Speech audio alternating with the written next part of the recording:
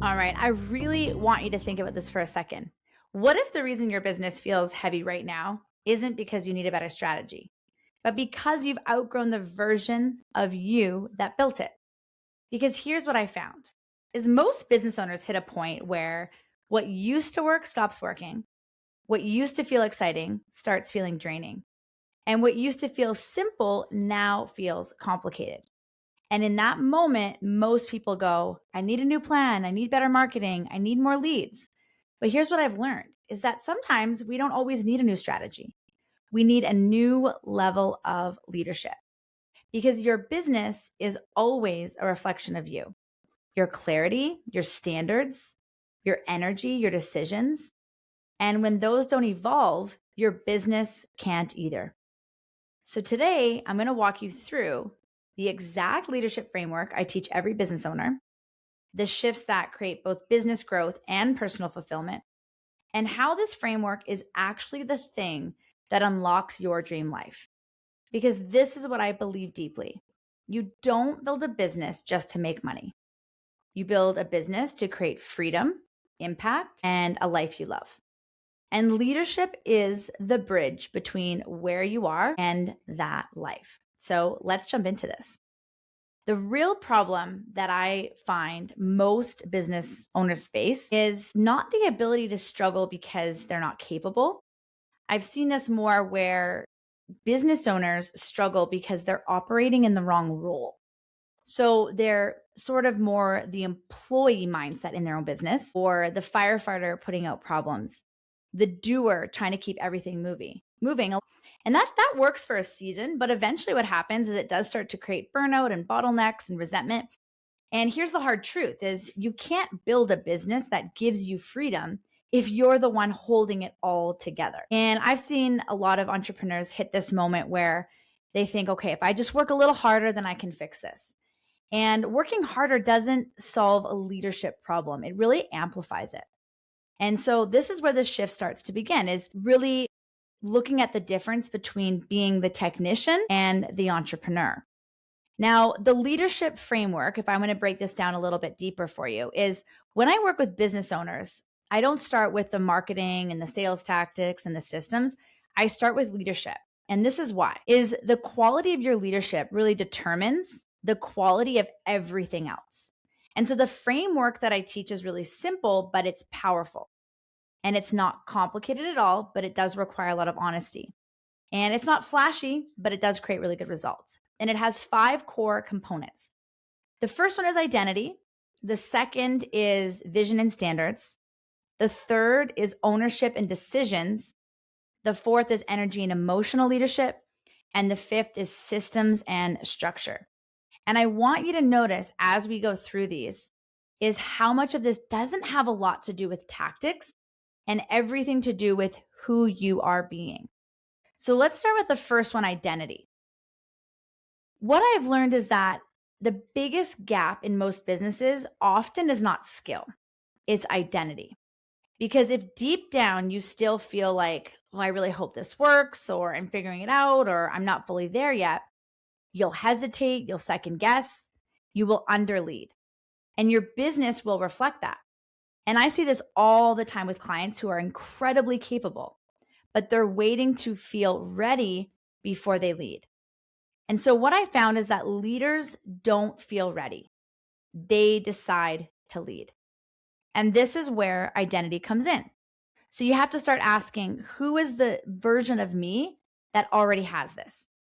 And how does he or she think? How does she show up?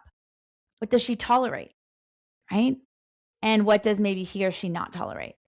And so when we think about our identity, the base there is exactly what we need to focus on, is we don't always rise to the goals, but we fall to our identity. So a good example of this would be, instead of asking ourselves, what should I do today? Shifting that mindset to, what would a CEO prioritize today? So this one shift alone changes your entire day because of the person that you are associating your identity with. Now, the second is the vision and the standards. Most people are very, very clear on what they want, but they're not clear on what they're committed to. And that's the difference between goals and standards, because goals are exciting, but standards are what actually create the result. And so here's what happens. Someone says, I want to hit a 10K month, but their standards are inconsistent action, avoiding hard conversations, letting themselves off the hook. Those don't match. And this is why they stay stuck. Because this is what I have seen, is that your life is a direct reflection of what you're willing to tolerate. And so when we raise your standards, you follow through, you lead conversations, you hold yourself accountable. And the book that I got this concept from aligns with this idea, but the book is called 10X is Easier Than 2X. And so this is where we eliminate the middle forces. The middle part, it forces you into that higher level thinking and action. And so a really good, powerful question to ask yourself is, what have I been tolerating that my next level would no longer accept? Now, the third one is the ownership and decision making.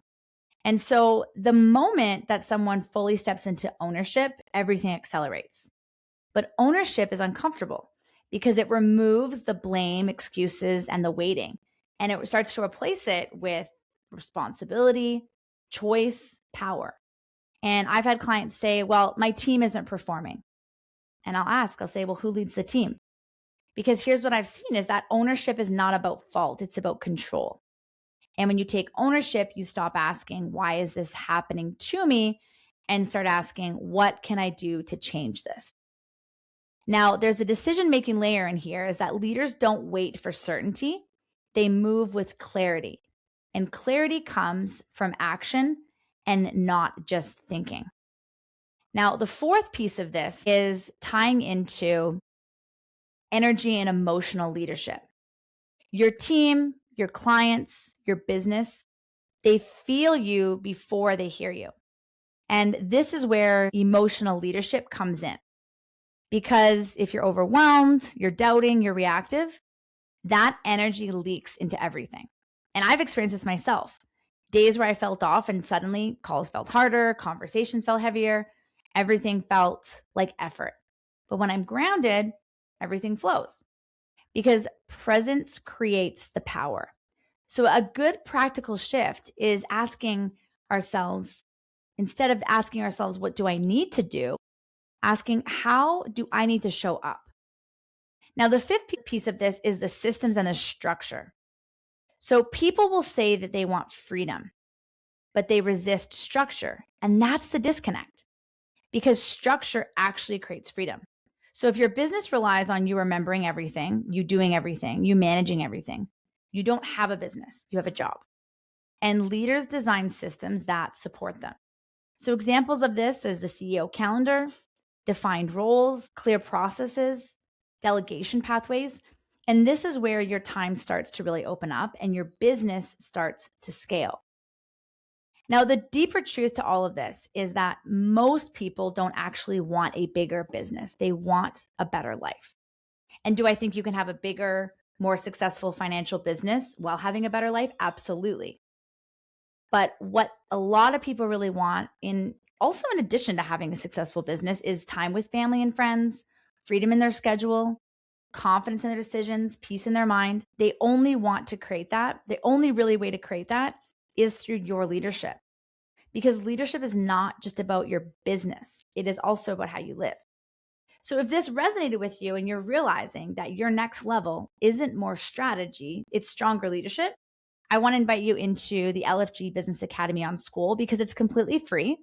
And inside, you'll find the mini leadership series, but also some frameworks like the one we talked about today. Real support, real implementation, and real growth. Because information doesn't change your life. Implementation does. And so as I've learned in my couple decades of leadership and coaching, is you don't build your dream life by accident. You build it through intention, through standards, through leadership. And your business, well, that's just the vehicle. So if you take anything from today, let it be this. You're not here to manage your life. You're here to lead it, because your dream life starts with the way that you lead, the way that you live, and the way that you grow. I'll see you next time on your Dream Coach podcast.